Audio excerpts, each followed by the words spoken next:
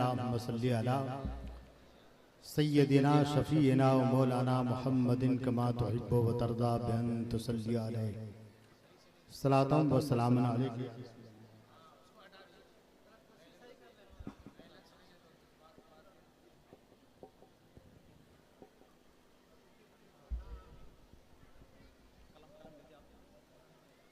अब तक का प्रोग्राम बिहम्दिही तबारक व तआला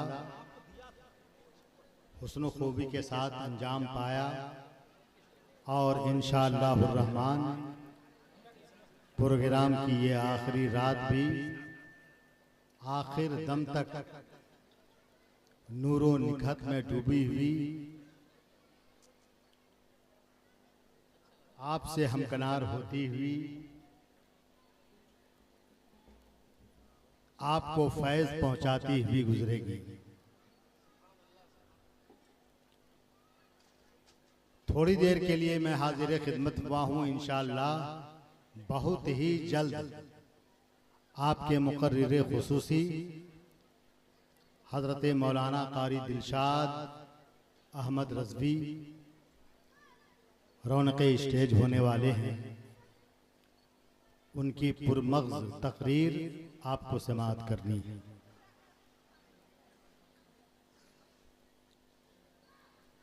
बिला किसी तमहीद के मैं आपसे अर्ज करना चाहता हूं कि परवरदिगारे आलम ने आपके लिए इरशाद फरमाया है, कुंतुम खैरा उम्मत, ऐ उम्मते मोहम्मदिया तुम सारी उम्मतों में बेहतरीन उम्मत हो। वाह, बेहतरीन उम्मत हो।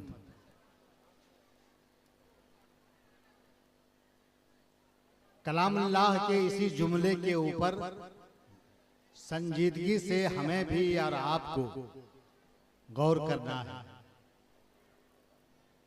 कि आखिर अल्लाह तबारक व तआला ने उम्मते मुहम्मदिया को बेहतरीन उम्मत फरमाया है। क्या इसीलिए फरमाया है कि ये उम्मते मुहम्मदिया शरीयत से कोसों दूर रहे?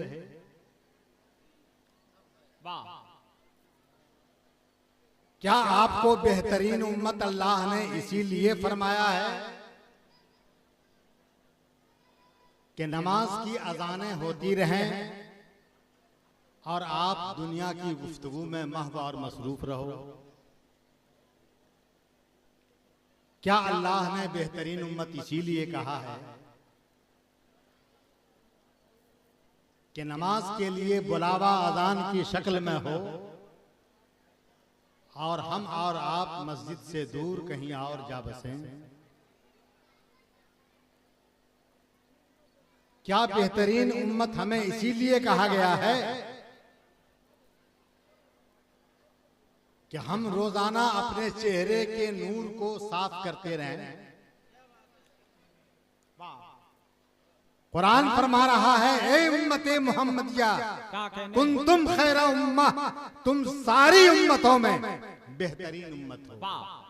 खुदा की कसम, अगर इस कुरान के जुमले के मेयार पर हम पूरे तौर पर उतर जाएं तो वल्लाहिल अज़ीम दुनिया की कोई ताकत हमें आंख उठा के देख नहीं सकती। आंख उठा के देख नहीं सकती। उस वक्त हमारा हाल यह होगा कि सारी दुनिया हमारे जेरे नगी हो जाएगी। जो हम कहेंगे वही दुनिया करेगी। और आज हमारा हाल यह हो गया कि जो दुनिया कह रही है आज हम वही करते जा रहे हैं।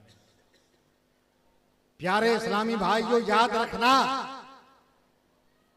अल्लाह के रसूल सल्लल्लाहु अलैहि वसल्लम इरशाद फरमाते हैं, हुब्बुद दुनिया रासो कुल्ले खतिया, दुनिया की मोहब्बत तमाम बुराइयों और गुनाहों की जड़ होती है।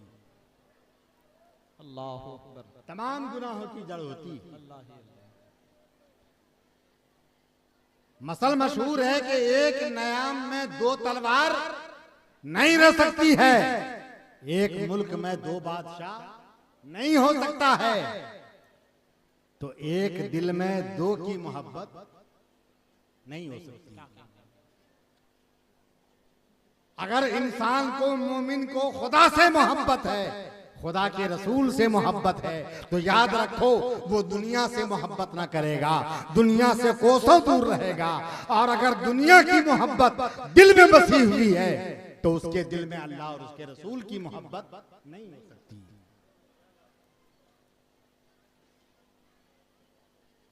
बहुत सारे अल्लाह के नेक बंदे दुनिया में आए, मगर दुनिया से उन्होंने दिल नहीं लगाया है। दुनिया में कदम रखा और दुनिया से उतना ही हासिल किया जितनी दुनिया में जिंदगी गुजारने के लिए जरूरत थी, उतने ही दुनिया से लिया। बाकी दुनिया को खैर बात कहा, पीठ पीछे छोड़ा। वल्लाह अगर तुम दुनिया को धुतकार दोगे तो दुनिया तुम्हारे पीछे पीछे चलेगी, और अगर तुम दुनिया के पीछे पीछे चलोगे तो दुनिया तुमसे दूर भागती जाएगी।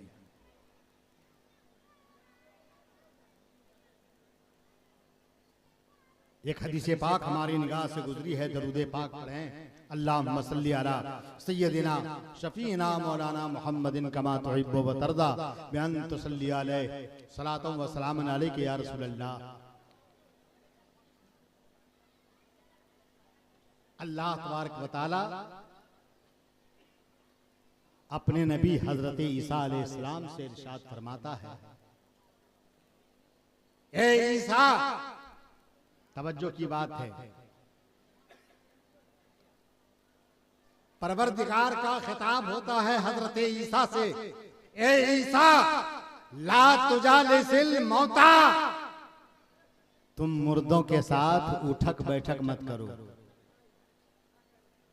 उठना बैठना न करो, मुर्दों के पास ना बैठो। अर्ज किया इलाहल आलमीन, ये मुर्दे कौन लोग हैं?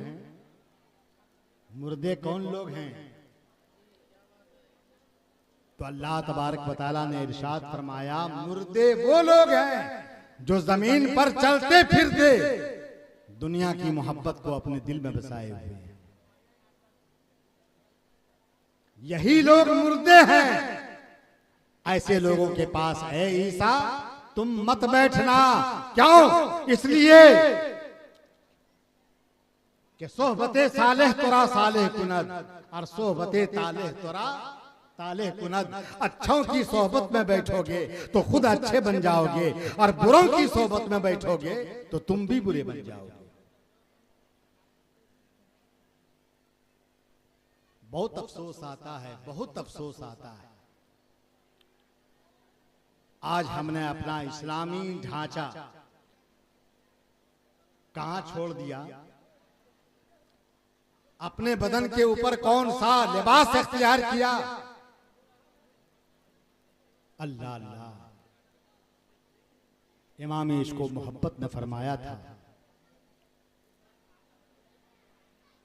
और बजा फरमाया है, हम और आप में से जब कोई मरता है तो दफन करते करते भी उसका कफन सर से हटाते हैं, चेहरे से हटाते हैं, आखिरी बार दीदार करते हैं। फरमाते हैं आला हजरत कि मुजरिम को न शर्माओ, अहबाब कफन ढक दो। अरे मुंह देख के क्या होगा, पर्दे में भलाई है। मुंह देख के क्या होगा, पर्दे में भलाई है। अल्लाहु अकबर।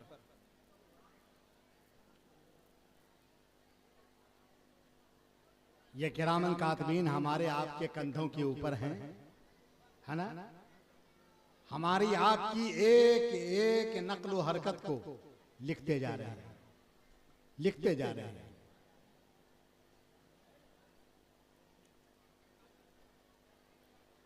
जब आप मरोगे तो ये दफ्तर बंद हो जाएगा, रजिस्टर बंद हो जाएगा, सील मुहर लग जाएगी, और ये हमारे आपके गले में लटका दिया जाएगा। मरने के बाद हमें कहां जाना है? कब्र में जाना है। ये सील लगा हुआ नामे आमाल रजिस्टर, ये हमारे गले में लटका हुआ कहां पहुंचेगा? कब्र में पहुंचेगा। सारे के सारे लोग हमसे जुदा होंगे, मगर वो नामे आमाल जिंदगी का हमारे साथ कब्र में होगा।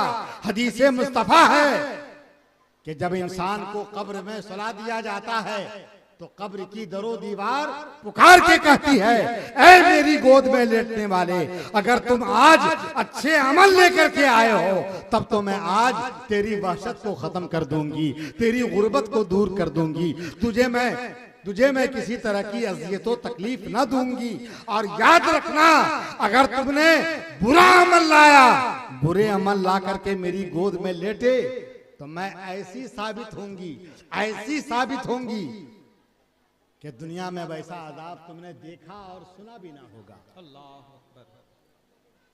बुखारी शरीफ की हदीस। बनी इस्राइल का कोई एक आदमी अपने बेटों से वसीयत करता है, मेरे बेटे, जब मेरी मौत आ जाए तो मौत के बाद मुझे न गुस्ल देना, न कफन देना, न कब्र खोद करके मुझे कब्र में दफन करना। बेटे, तेरे बाप की नसीहत है, वसीयत है कि जब मेरी मौत हो जाए तो मेरे लाशे को आग में जला देना और मेरी जली हुई राख को हवा में उड़ा देना, हवा में उड़ा देना। बनी इस्राइल का एक मुसलमान बाप अपने बेटे को वसीयत करता है, मरने के बाद मेरे जिस्म को आग में जलाना और जो कुछ राख मेरे जिस्म से तैयार हो जाए उस राख को हवा के दोष पर लहराते हुए उड़ा देना। बेटों ने पूछा, अब्बा जान आप ऐसी वसीयत क्यों कर रहे हैं? मुसलमान को तो गुस्ल दिया जाता है, कफन दिया जाता है, फिर कब्र में उसे इज्जत के साथ लेटाया जाता है। आप ऐसी वसीयत क्यों कर रहे हो कि मौत के बाद आपको आग में जला दिया जाए, आपकी राख को हवा में लहरा दिया जाए? ऐसी वसीयत क्यों कर रहे हो? तो बाप जवाब देता है कि वल्लाहिल अज़ीम, अल्लाह की कसम, अगर परवरदिगारे आलम मुझे अजाब देने पर उतर जाए, मौला तबारक व तआला अगर मुझे अजाब देने पर आमादा हो जाए तो मुझे ऐसा अजाब करेगा, ऐसा अजाब देगा कि मुझ जैसा अजाब दुनिया में न किसी को दिया होगा न किसी को देगा। अल्लाह, परवरदिगारे आलम ऐसा अजाब मुझे देगा। इसीलिए मैं वसीयत कर रहा हूं कि न मरकर कब्र में जाऊं, न अल्लाह का वो अजाब मैं उठाऊं। मुझे आग में जला देना, मेरी राख को उड़ा देना।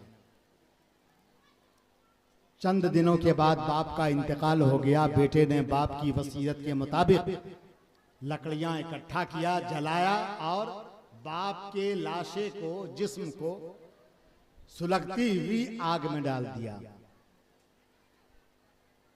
थोड़ी ही देर में बाप का जिस्म पूरा जलकर राख हो गया।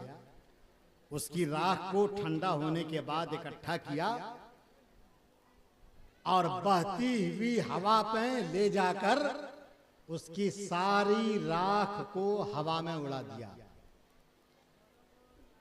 राख का एक एक जर्रा मुंतशिर हो गया। कुछ खुशकी में गिरा तो कुछ दरिया और समंदर में गिरा, पानी में गिरा। न जाने राख का जर्रा कहां कहां जमीन पर पड़ा।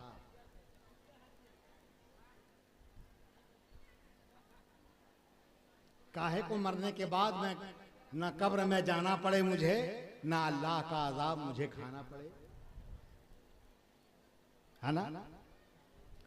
जब बेटे ने बाप की वसीयत के मुताबिक सारा काम अंजाम दे दिया तो हदीस में आता है कि अब परवरदिगारे आलम इरशाद फरमाता है, या अर्दो इजमाई माफी, ए जमीन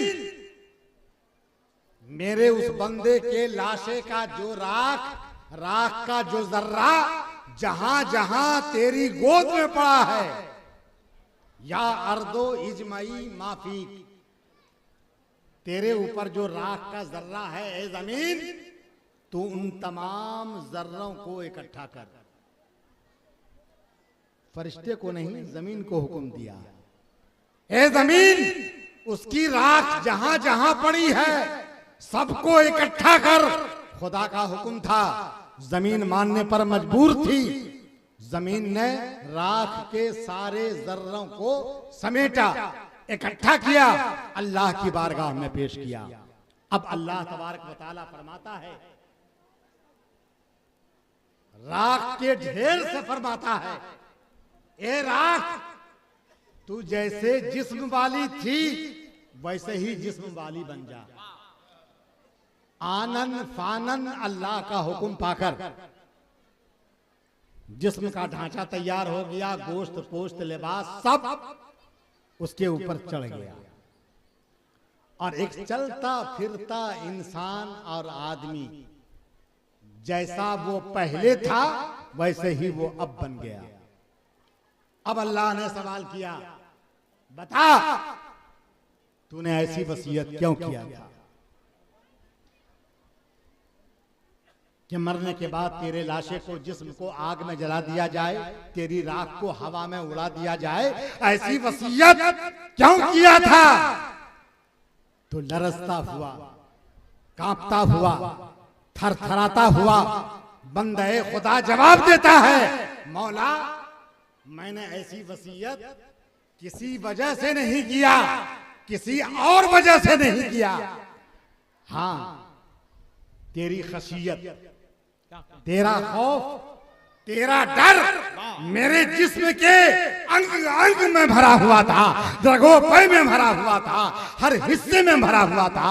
तेरा खौफ मेरे कल्ब में समाया हुआ था, और तेरे खौफ और डर की वजह से मैंने वसीयत किया था कि ना मेरा जिस्म रहे, ना अल्लाह का अजाब मैं खाऊं, इसलिए मेरे जिस्म को आग में जला देना, मेरी राख को हवा में उड़ा देना।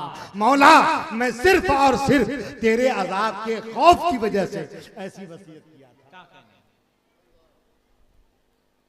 बुखारी शरीफ की हदीस है, जब खुदा ने सवाल किया था कि तूने ऐसी वसीयत क्यों किया, तो उस बंदे ने जवाब दिया, जिंदाबाद जिंदाबाद।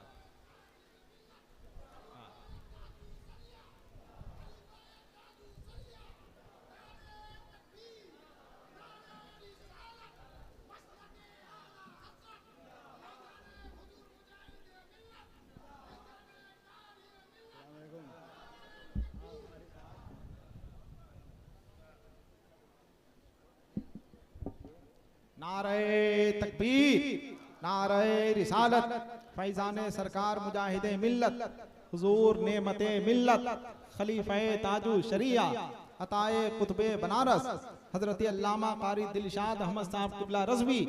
नारे तकबीर, नारे रिसालत।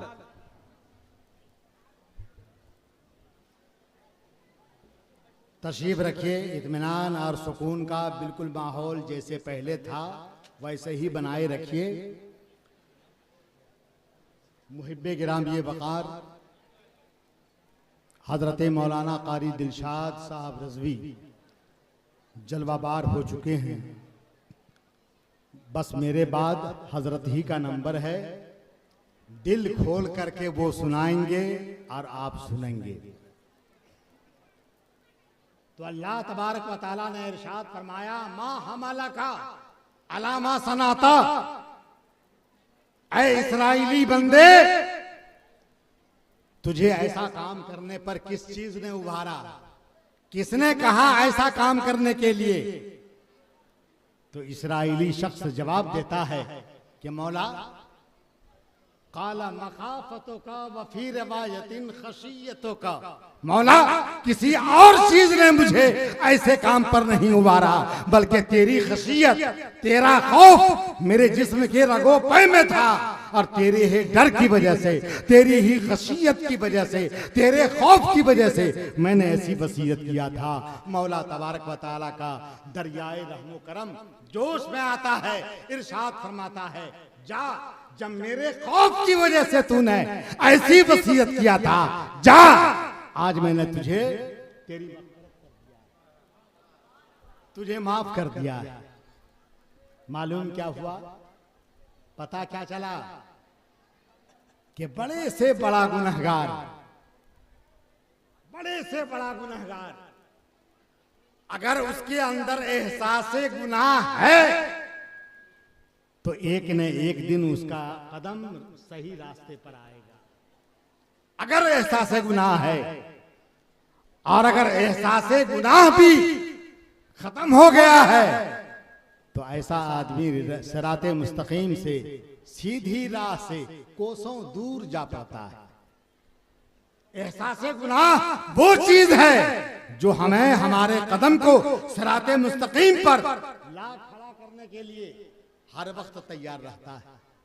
एहसास गुनाह, आपने गुनाह किया, एक गुनाह किया, दो गुनाह किया, 5 गुनाह किया, 10 गुनाह किया, और जब अपने रूम में बिस्तर पर सोने के लिए आए तो रात में आपके दिल ने आपकी मुलामत किया, आपके दिल ने आपको झिंझोड़ा कि तुमने दिल में जो ऐसी हरकतें किया ये तुम्हें जेब नहीं देती थी,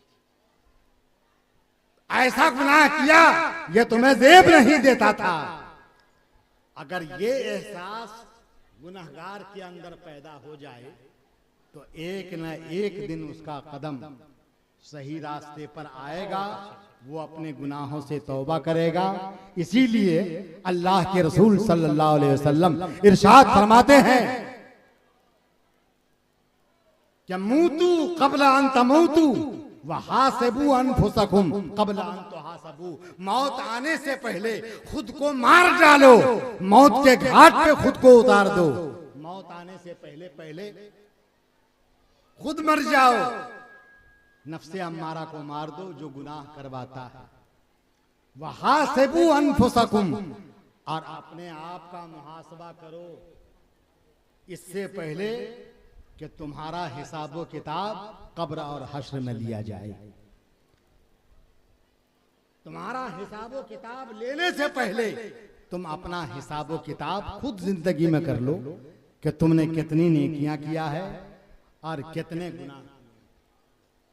अगर ये हिसाब अपने ज़मीर का, अपने जिस्म का, अपने हाथ पैर और नाक कान का अगर तूने ले लिया तो याद रखो ये इतना बड़ा एहसास होगा, इतना बड़ा एहसास होगा कि वो चीज तेरे कदम को सिराते मुस्तकीम पर लाके खड़ा करेगा, इस्लाम के सही उसूल और सही रास्ते के ऊपर आपके कदम को जमाएगा और आप गुनाहों से तौबा करेंगे। सच है, अल्लाह के रसूल सल्लल्लाहु अलैहि वसल्लम उम्मत को तालीम देने के लिए इरशाद फरमाते थे, वल्लाह ला अस्तगफिरुल्लाह कुल्ला यौम 70 मर्रा, बखुदा मैं रोजाना 70 मरतबा या 70 से ज्यादा मरतबा मैं रोजाना तौबा और इस्तिगफार किया करता हूं। कौन? सैयदुल रसूल, सैयदुल मासूमीन, जिनका कोई लग़्ज़िश, कोई खता और गुनाह नहीं, तो जिनकी कोई खता नहीं, कोई गुनाह नहीं, रोजाना 70 से ज्यादा मरतबा तौबा करें, और जिसका कदम कदम के ऊपर गुनाह सरजद हो रहा हो, कदम कदम पे एक गुनाह नहीं कई गुनाह हो रहे हैं, वो आदमी तौबा करने के लिए तैयार नहीं। मैंने कितनों को तौबा करवाया है, मगर कभी कभी ऐसा भी हुआ है कि गुनाहगार को जब कहा खड़े हो जाओ तौबा के लिए, तो उसने तौबा करने से हिचकिचाया। हमने कहा याद रखो, अगर हिचकिचाहट महसूस हो रही है तौबा करने में, तो वो तौबा सच्ची तौबा नहीं है। सच्ची तौबा तो वो है कि आदमी खुल करके अल्लाह की बारगाह में सच्ची तौबा कर ले, कोई हिचकिचाहट महसूस न करे, कोई इंसल्टिंग महसूस न करे, कोई बेइज्जती महसूस न करे। इसलिए कि तौबा वो तौबा होती है और वही तौबा सही होती है जो इंसान को पाक और साफ गुनाहों से बना देती है। वही तौबा जिसमें हिचकिचाहट ना हो, इंसल्टिंग का खौफ और एहसास ना हो, बेइज्जती का खौफ ना हो। तौबा और फिर इंसल्टिंग, तौबा की वजह से अगर गुनाह होता है तो गुनाह झड़ता है, गुनाह धुलता है, और अगर गुनाह ना हो तो तौबा की वजह से, बोलो बोलो, तौबा की वजह से दर्जा बुलंद होता है, मकाम बुलंद होता है। तुम आज तौबा करने को इंसल्टिंग महसूस करते हो, मगर तुम्हारा कुरान ये कह रहा है, अल्लाह का कलाम बोल रहा है, इन्नल्लाह युहिब्बुत तव्वाबीन व युहिब्बुल मुतत्तहिरीन। अल्लाह ताला कसरत से तौबा करने वाले को, बहुत ज्यादा तौबा करने वाले को अल्लाह ताला अपना दोस्त बना लेता है, अपना दोस्त बना लेता है। कसरत से तौबा करो तो अल्लाह तुम्हें अपना दोस्त बनाए, और तुम समझो कि हमारी इंसल्टिंग हो रही है, बेइज्जती हो रही है। अल्लाह तबारक व तआला हमको ऐसे एहसास से, ऐसी फिक्र से दूर रहने की तौफीक अता फरमाए, और ये समझने की तौफीक अता फरमाए कि अल्लाह तबारक व तआला ने बंदों को तौबे का हुक्म दिया है, तो तौबा से इंसान का गुनाह झड़ता है, गुनाह न हो तो तौबा से इंसान का मकाम बुलंद होता है। इन्नल्लाह युहिब्बुत तव्वाबीन व युहिब्बुल मुतत्तहिरीन। एक हदीस पाक में अल्लाह के रसूल सल्लल्लाहु अलैहि वसल्लम इरशाद फरमाते हैं, मन लज़िमल इस्तिग़फ़ार जअलल्लाहु लहू मिन कुल्ले हम्मिन मखरजन व मिन कुल्ले ज़ैक़िन मखरजन वरज़क़हु मिन हैसु ला यहतसिब। अल्लाह तबारक व तआला, अल्लाह के हबीब इरशाद फरमाते हैं कि जिसने तौबा और इस्तिग़फ़ार को अपने ऊपर लाजिम ठहरा लिया, रोजाना तौबा इस्तिग़फ़ार करना शुरू किया, तो जो आदमी तौबा और इस्तिग़फ़ार करना अपने ऊपर लाजिम ठहरा ले, अल्लाह तबारक व तआला उसे हर गम से निकलने का रास्ता पैदा फरमा देगा, हर तंगी से निकलने का रास्ता पैदा फरमा देगा, और उस बंदे को रज़क़हु मिन हैसु ला यहतसिब, उस बंदे को वहां से रिज़्क़ देगा, वहां से रिज़्क़ देगा जहां से वो बंदा ख्याल और गुमान भी नहीं कर सकता है, गुमान भी नहीं कर सकता है। इसलिए तौबा की वजह से हमारा गुनाह धुलेगा। और एक बात याद रखना, ये शरीयत की बात बता रहा हूं, मसला बता रहा हूं, जो इंसान सच्ची पक्की तौबा के लिए उठ खड़ा हो जाए तो बाज़ाब्ता रिवायत में आता है कि जिसे अल्लाह ने तौबा की तौफीक दे दिया, तौबा की तौफीक जिसे अल्लाह ने दे दिया, तो ये समझो कि ये उसके तौबा की कबूलियत की अलामत और निशानी है। जिसे अल्लाह ने तौबा की तौफीक दिया, मौला तबारक व तआला उसकी तौबा को यकीनी तौर पर कबूल फरमाएगा। इसलिए कि अगर उसके तौबा को कबूल न करता तो तौबा की तौफीक ही उसे बहुत अच्छे। तौबा की तौफीक देना ये इस बात की अलामत है, इस बात की दलील है कि मौला तबारक व तआला बंदे की तौबा को कबूल फरमाने वाला। क्या कहने वल्लज़ी यक़बलु तौबता अन इबादिही, अल्लाह ही की ज़ात वो ज़ात है जो अपने बंदे की तौबा को कबूल फरमाती है।